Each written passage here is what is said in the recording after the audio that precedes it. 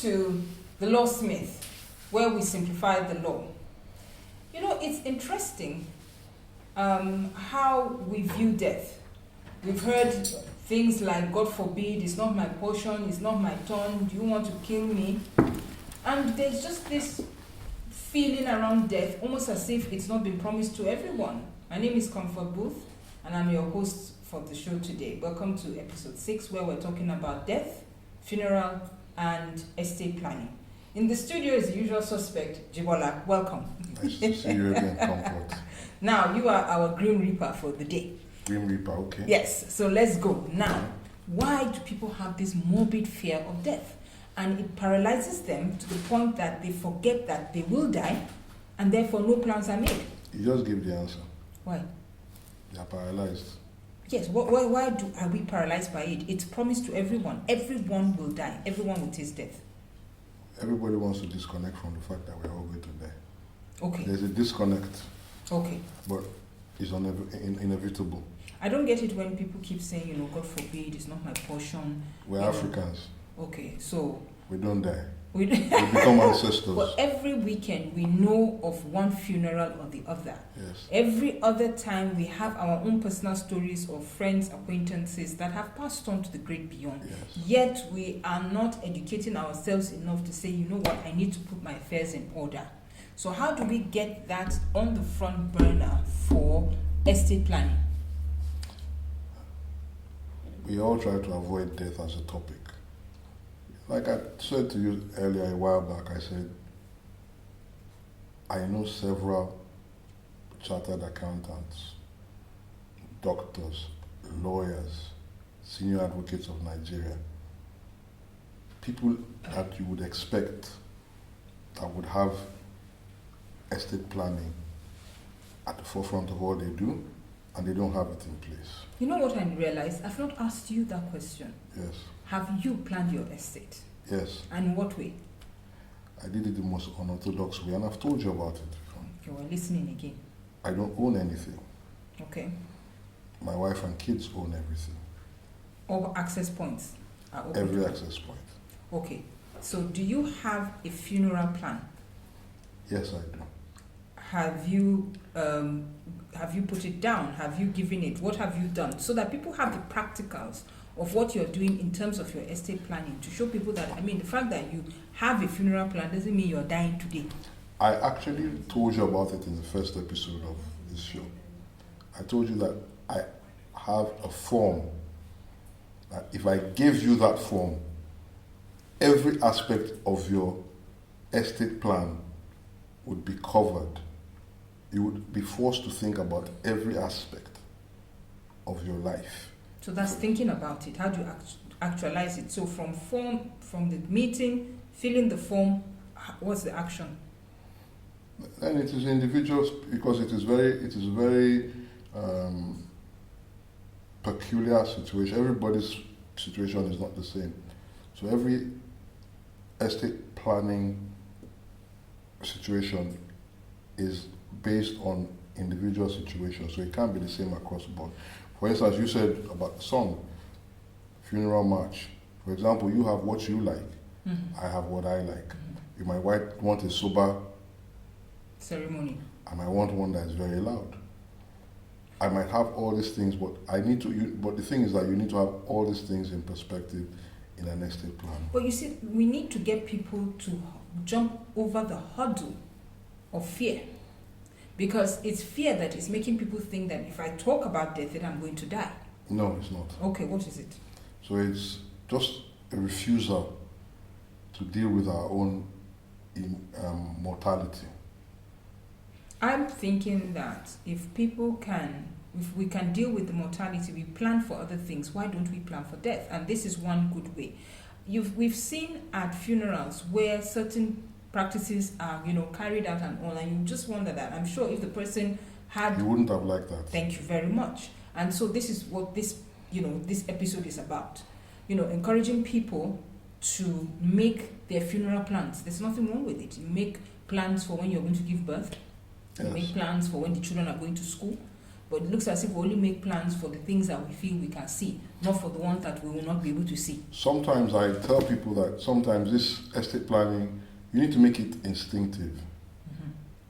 So you get into a marriage, you get into a relationship, or you want to buy something. Maybe when you are buying a car, or you are buying a property, you buy it in a company name. You can use the company vehicle to channel all your assets so that you don't actually need to, most often than not, you don't even need a will. Okay. That's a big secret I just told you. Okay. They're listening. So you don't. So you can buy everything in the company, so you don't need a will. You can actually decide who gets what immediately and pass it on as gifts. You can actually create trusts for people that will take care of them in their old age. You could create a trust for your mother or father that in the event that you're not even here, there's a stipend that goes to them. You can create a trust for education for your wife and for your kids. You can even create a trust that will give your wife a salary or some money every month. You can create a trust to do different things. You can write a will.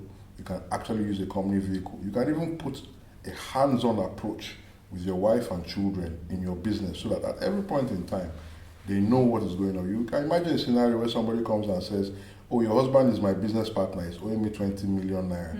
And you don't have the proof, you can't prove it, and you just have to accept that my husband is owing me 20 million naira. No, why would I accept it if there's no proof? When I say proof, I mean, for example, you saw that your husband received 20 million naira from that person.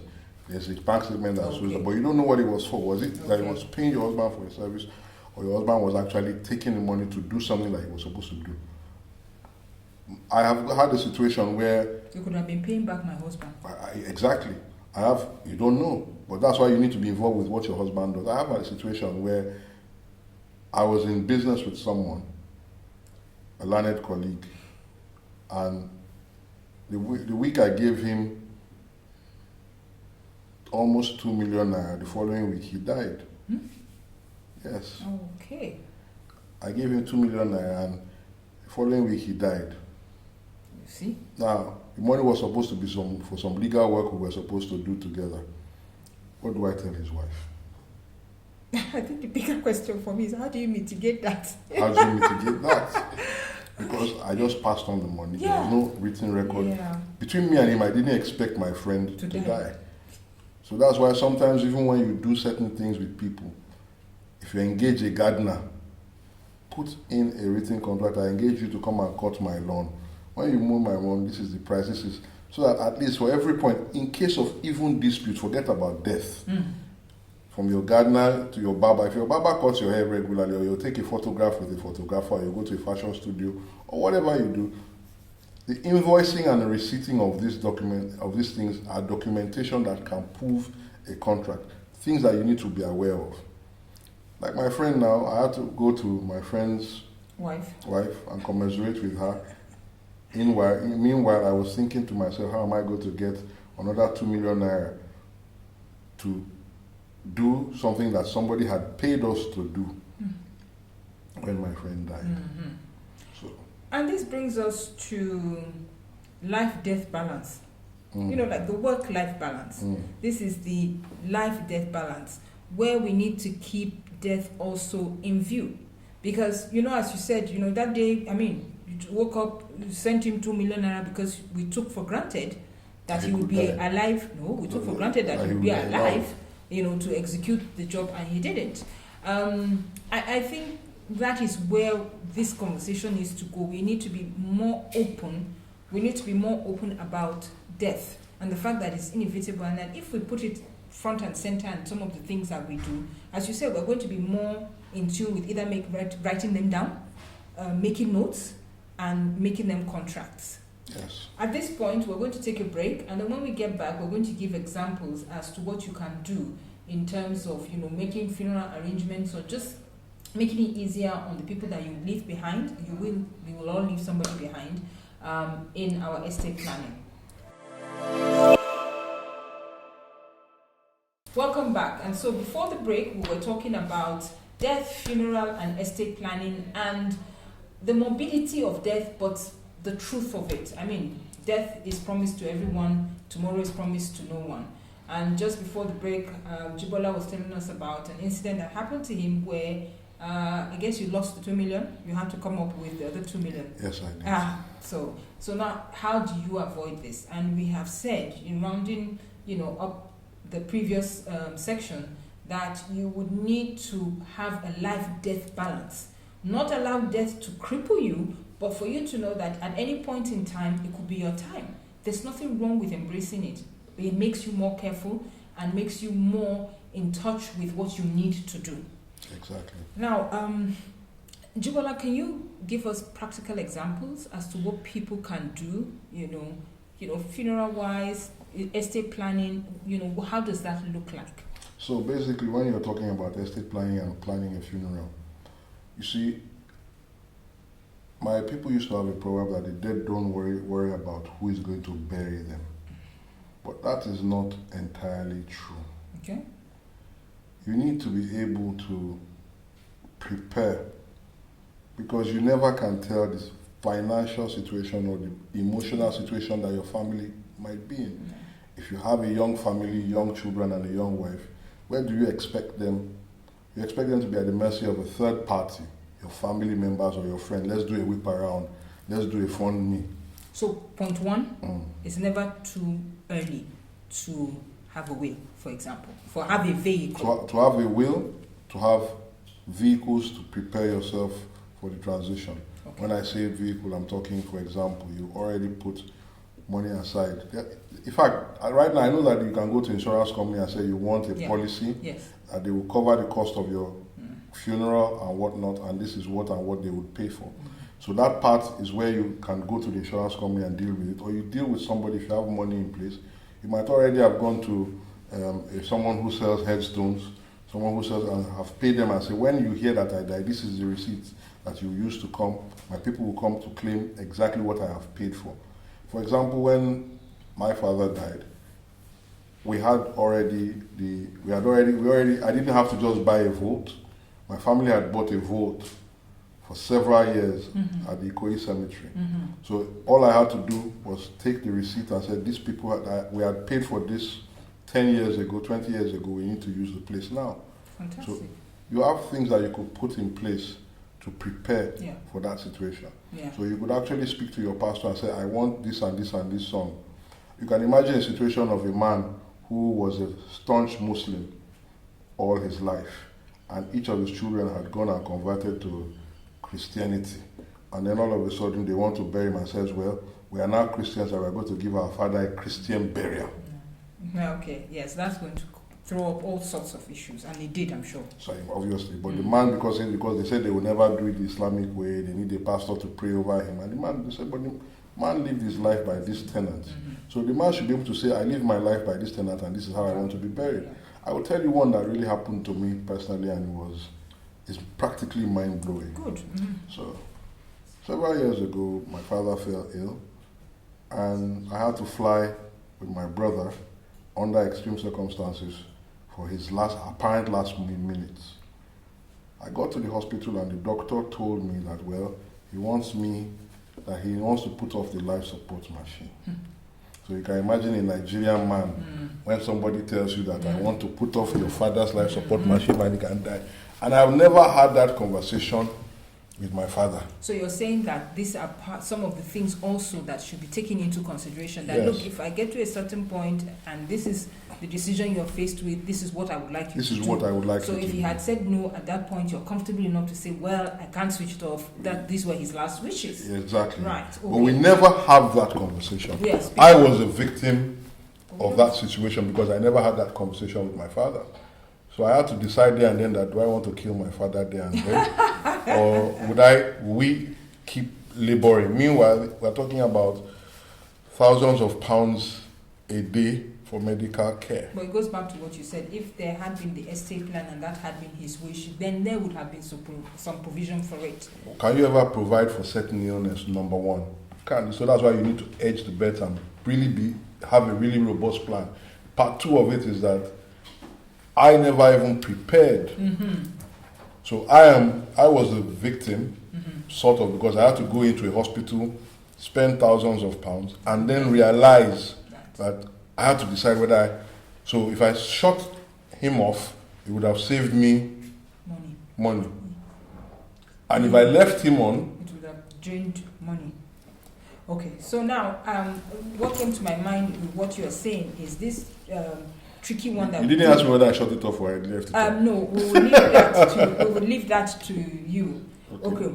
So now the next thing that I want to, I noticed from what you've said is about what do you call this thing? A job contribution. People just go into it. 10, 15 people.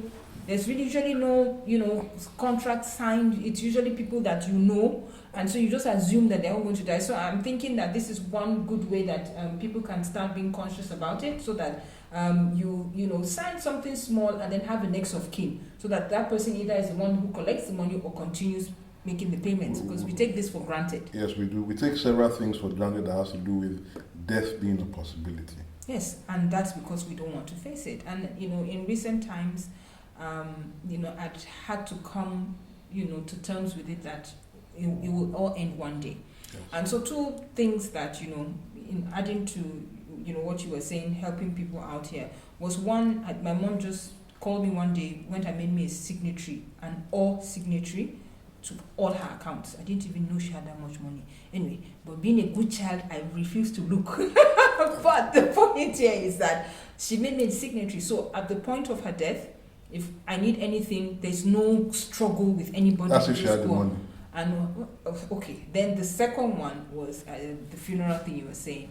I decided that there's a certain way I want to go. I'm tired of all this, what I see at funerals. So I've written out my own specific rules. And what these are hymn, things, what song? Yes, and how long? How much to spend? I don't even want people to come. Where to be buried? Yes, all that. And I found it a good exercise because I could see that even in my last moments, I would be going out the way I want it's to. Liberating. Yes, and I think people should embrace it. It makes it, that even in the last point, I did it my way. You're responsible for yourself. Exactly. I was responsible for myself. Okay. So if you have any questions on this issue, please just drop your questions in the comment section, and Jibola will get back to you.